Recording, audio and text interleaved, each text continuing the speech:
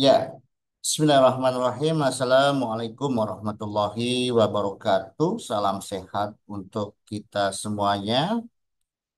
Bersama saya Abu Najma di channel YouTube Abu Najma EKG dan Learning EKG from Zero. Teman-teman semuanya, bagi yang masih belum bisa baca EKG, bagi yang masih kesulitan dalam membaca EKG, atau bagi yang sudah pernah ikutan pelatihan EKG berkali-kali, tapi tetap masih merasa kesulitan, tidak percaya diri dalam membaca EKG. Mohon jangan berkecil hati, apalagi sampai putus asa dan tidak mau lagi belajar. Yuk kita mulai lagi dari nol. Yuk kita mulai lagi belajar EKG yang semestinya. Di mana belajarnya Pak Abu? Ya silahkan belajar EKG mah dengan siapa saja. Tapi ingat pesan Pak Abu, dapatkan materinya yang lengkap. Jangan hanya pelatihan EKG dasar. Ya, siapapun yang ikutan pelatihan EKG dasar, mau ikutan berapa kali pun juga nggak bakalan bisa baca EKG. Paling yang terjadi adalah duit dan duit lagi yang keluar. Ya enggak? Dan itu juga belum tentu bisa baca EKG. Karena materinya tidak lengkap misalnya. Ya, oke. Atau teman-teman boleh gabung di kelasnya Pak Bu. Caranya gimana Pak Bu? Ya tinggal japri Pak Bu aja. Pak Bu mau belajar Pak. Nanti saya kasih pilihan mau kelas yang mana. Mau kelas yang kelas Zoom atau kelas private atau mau bikin sendiri misalkan untuk ke unit instansi atau apa namanya di tempat kerjanya silahkan ya gitu. Tapi dengan catatan harus diniati dengan niat yang utuh, niat yang bulat, jangan setengah-setengah. Dan ikuti proses belajarnya dengan fokus dan sungguh-sungguh. Insya Allah bisa baca itu. Tapi kalau teman-teman pada saat menjalani proses belajar eh, membaca EKG, teman-teman hanya ikut-ikutan atau hanya main-main saja, pengen tahu saja, ya nggak mungkin bisa baca EKG, ya. Nah, bagi teman-teman yang pernah belajar dengan Pak Abu atau alumninya Pak Abu, ataupun yang masih aktif belajar dengan Pak Abu dan masih merasa kesulitan dalam membaca EKG, ya tolong harus introspeksi. Yang pertama, sudah ngikuti instruksi Pak Abu belum? Ya, kuasai materi EKG-nya, materi dasar tentang EKG-nya sudah dikuasai belum? Berikutnya, teman-teman berapa kali japri Pak Abu untuk bertanya, untuk diskusi, dan untuk berlatih? Kan Pak Abu sudah membuka siap 24 jam untuk diganggu ya. Bagi siapapun apalagi alumni ataupun yang masih aktif. Jika tidak menjalankan instruksinya Pak Abu ya nggak mungkin bisa membaca EKG dengan baik. Jangan sampai tiba-tiba atau ujung-ujung sudah menjadi pengajar EKG di pelataran sehat misalkan. Nah, mohon maaf nih, pasti Pak Abu tegur kalau misalkan ada hal yang beda, tidak sesuai dengan yang Pak Abu sampaikan. Tapi kalau misalkan tidak di hiraukan ya sudah, berarti sudah tidak Babu anggap lagi sebagai alumni ya. Gitu.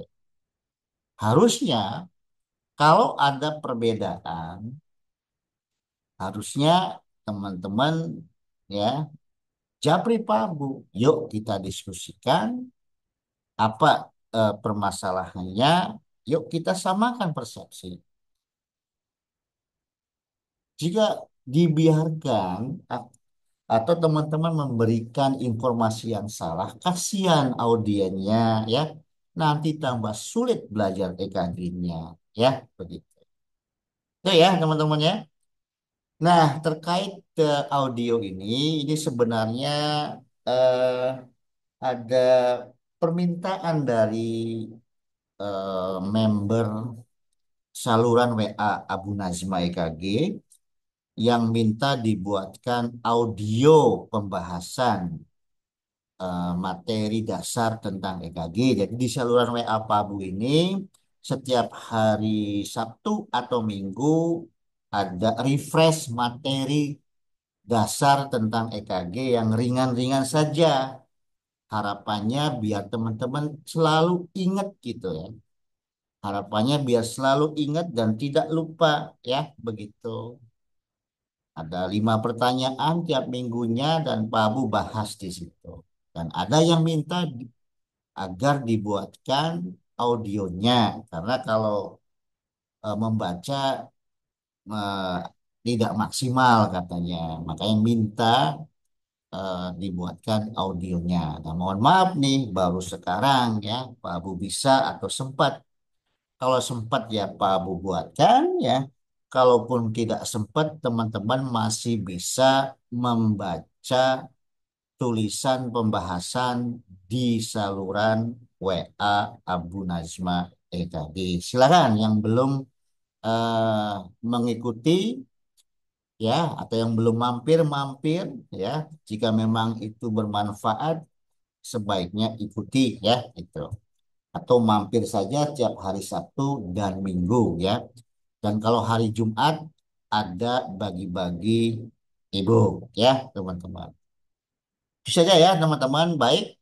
Jadi nanti di audio pertama ini Pak Abu akan memberikan pembahasan 5 pertanyaan nomor 1 sampai 5. Sebenarnya kita udah masuk di 100 pertanyaan kedua ya. Sudah nyampe pertanyaan 36 kalau tidak salah ya gitu. Pak Abu buatkan mulai dari pertanyaan 1 di 100 pertanyaan kedua. Kalau yang 100 pertanyaan pertama sudah lewat ya, nggak apa-apa. Aku udah nggak bisa scroll lagi ke atas itu. Makanya Pak Abu mulai dari nomor 1 sampai 5 di 100 pertanyaan kedua. Ya, teman-teman. Baik, izin Pak Abu share screen dulu ya.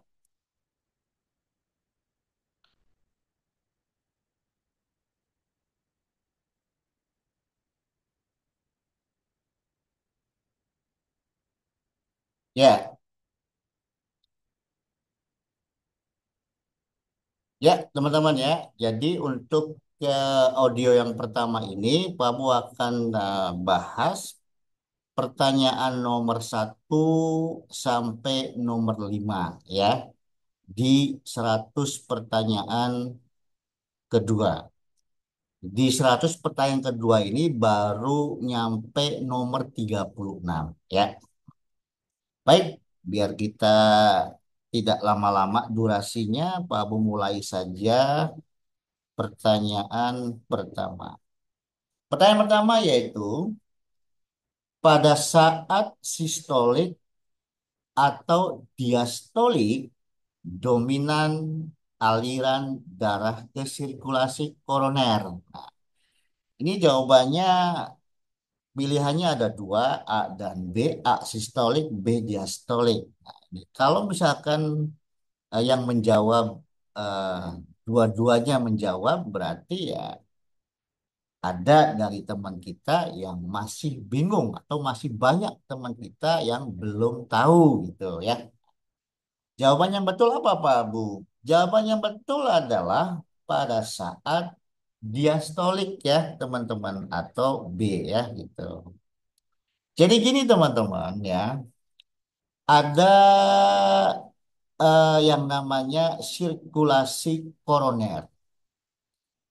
Sirkulasi koroner ini adalah eh, cabang pertama dari sirkulasi sistemik ya.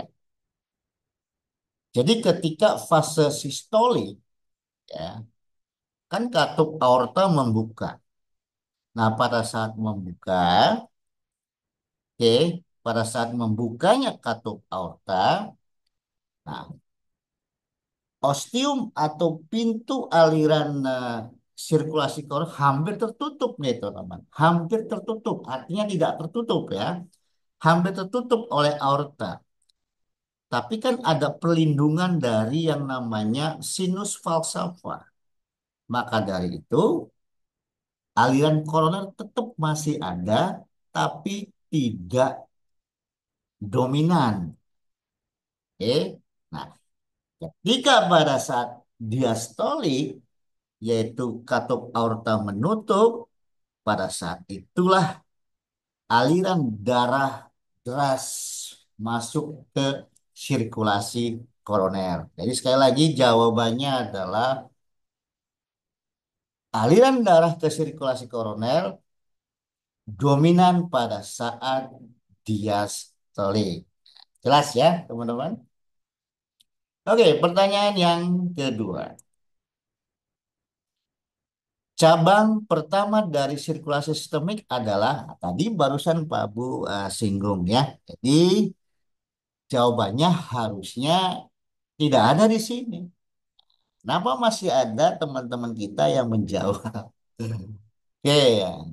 Jadi eh, apa asal jawab saja atau bingung atau gimana nih? Harusnya jangan dijawab ya begitu. Memang ini jebakan Batman ya. Jadi cabang pertama dari sirkulasi sistemik itu ya sirkulasi koroner ya. Jangan aorta teman-teman. Kalau aorta itu adalah pintu gerbang tol sistemik ya. Pintu tol sistemik.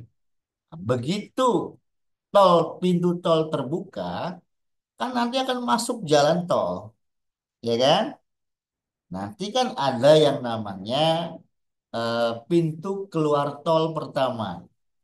Pintu keluar tol pertama inilah yang dimaksud dengan cabang pertama dari sirkulasi sistemik, ya. Gitu. Nah, kalau sinus falsafah yang tadi yang Bapak jelasin ya, salah satu fungsinya melindungi ostium atau pintu dari sirkulasi koroner pada saat katup aorta membuka sehingga tidak menutupi secara keseluruhan, tetap membuka ya. Sirkulasi aorta mah nggak ada ya. Jadi jawabannya tidak ada teman-teman ya. Karena jawaban yang tepatnya adalah sirkulasi koroner. Oke, kita lanjut. Pertanyaan nomor 3. Apa fungsi atrium kiri? Ya, ada yang jawab B apa menampung. Oke, jadi teman-teman jangan sampai gagal paham terkait fungsi atrium, mau atrium kiri maupun atrium kanan ya.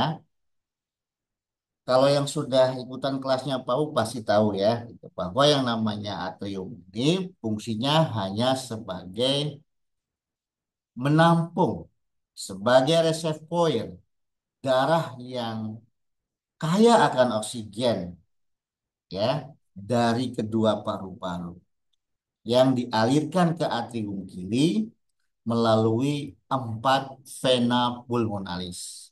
2 vena pulmonalis kiri dan 2 vena pulmonalis kanan. Ya, begitu. Ya, ya. Jadi jawabnya adalah B dan C. C, ya, menampung atau sebagai reservoir darah darah kayak oksigen dari paru-paru, menerima darah dari empat vena pulmonalis. Oke, kalau yang masih bingung, silahkan dibaca-baca lagi buku Anvisnya. Oke ya, teman-teman. Kita lanjut pertanyaan nomor 4. Bunyi jantung satu atau sistolik atau loop terdengar pada saat apa? Wow, hampir semuanya betul ya. Yaitu pada saat menutupnya katup atrioventrikuler. Ya, betul sekali. Jadi gini teman-teman ya. Jadi ketika kedua ventricle mengalami pengisian darah atau ventricle filling,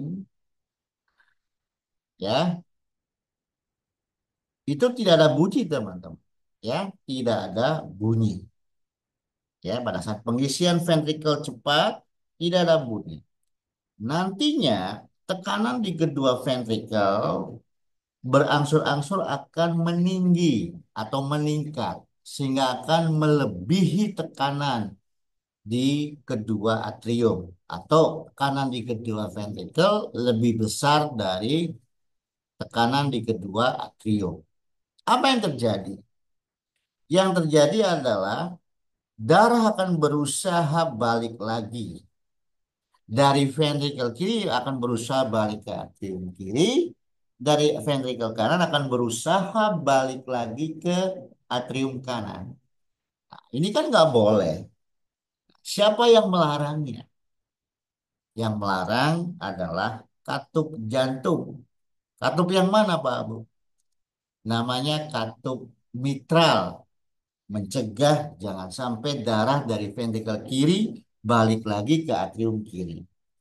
Kalau dari ventricle kanan, adanya katup trikuspid. Mencegah jangan sampai darah dari ventricle kanan balik lagi ke atrium kanan. Nah, cara mencegahnya gimana, Pak? Kedua katup ini akan menutup secara berbarengan. Ya, walaupun ada perbedaan sedikit ya, tapi anggap aja sama ya. Akan menutup secara berbarengan. Oke. Nah, ketika menutupnya kedua katup ini, ya, kedua katup ini kalau digabungkan namanya katup atrioventrikular. Ya, itu akan mengeluarkan bunyi. Namanya bunyi jantung satu atau sistolik atau loop ya. Begitu teman-teman. Sekarang bisa ya. Silakan. Teman-teman juga harus belajar lagi apa itu bunyi jantung dua ya gitu. Apa bunyi jantung tiga dan seterusnya. Oke. Lanjut. Kok baru nomor 5 ya? Sebentar. Nomor empatnya nggak ada ya teman. Ya sudah, berarti kita hanya nomor 4 nomor ya gitu teman. Pak Bu, kalau bunyi jantung dua gimana Pak Bu? Kalau bunyi jantung dua ya berarti menutupnya katup semilunar ya. Oke, untuk tambahan ya nggak apa-apa ya. Jadi kalau bunyi jantung dua, apa namanya, menutupnya katup semilunar. Ketika sistemik sirkulasi atau sirkulasi sistemik tekanannya lebih besar dari ventricle kiri atau sirkulasi pulmonal lebih besar tekanannya dari ventricle kanan, maka darah akan berusaha balik lagi, teman-teman. Dari sistemik akan berusaha balik lagi ke ventricle kiri. Kalau dari sirkulasi pulmonal akan berusaha balik lagi ke ventricle kanan. Apa yang terjadi? Apa boleh nggak? Ya nggak boleh. Karena nggak boleh, ya.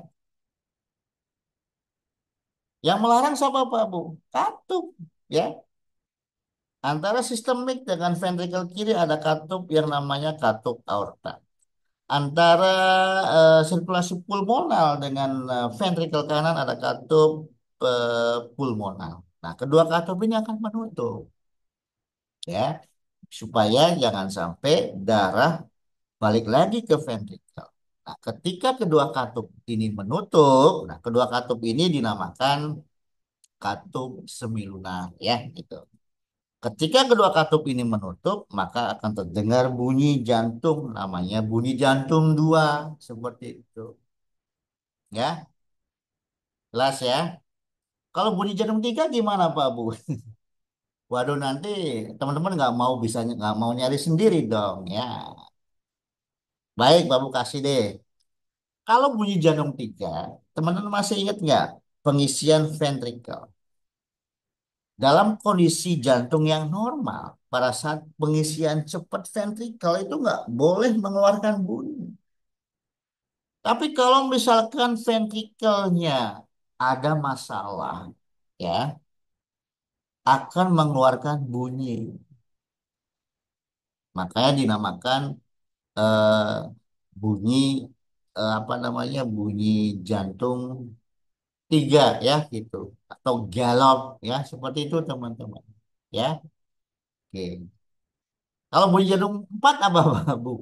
Silakan cari sendiri ya. Oke. Nanti kalau misalkan cara belajarnya seperti anak SD SMP ya nggak bisa-bisa ya silakan cari banyak kok di Google ya teman-teman. Oke, saya rasa untuk ke nomor satu sampai 5 pembahasannya cukup ya. Nanti kita lanjutkan di nomor 6 sampai 10 minggu depan. Oke, sekali lagi teman-teman, belajar EKG itu tidak sesulit yang Anda bayangkan.